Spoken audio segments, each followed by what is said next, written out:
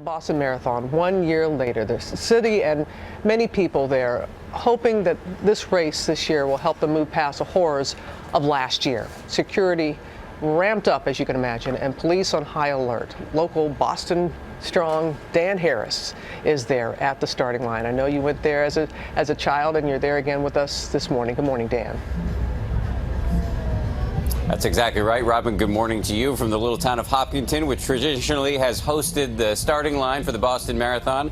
Already, the tens of thousands of runners have started to gather for the big day. We have spoken to a lot of people, and there's one thing we are hearing consistently, that Boston may have been knocked down last year, but not for long.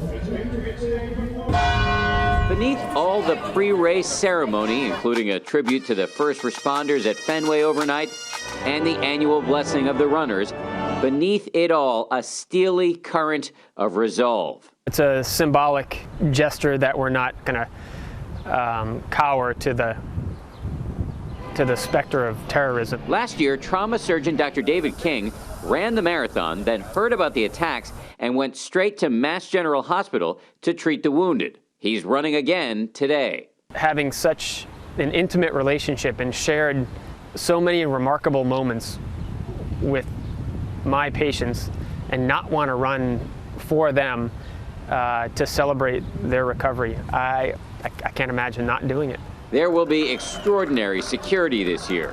In a show of both faith and defiance, they're expecting 1 million spectators, double the average. There will also be 9,000 more runners than last year, for a total of 36,000, making this the second largest race in the marathon's history. 6 Mass General nurses, all of whom treated victims, are running this year too, many of them for the first time. It's going to be very emotional. I mean, it's the emotions just within the last week have like quadrupled. We're all really proud of each other for doing it. Jeff Bauman, who we all remember from this iconic picture in those horrible moments after he lost his legs and was rescued by a stranger in a cowboy hat, plans to spend this Marathon Monday with family. He is now walking on prosthetics, and his fiancée is expecting a baby. I just treat every day like it's kind of like my last, and I try to do everything I can. It is hard to overstate the importance of the marathon to Bostonians.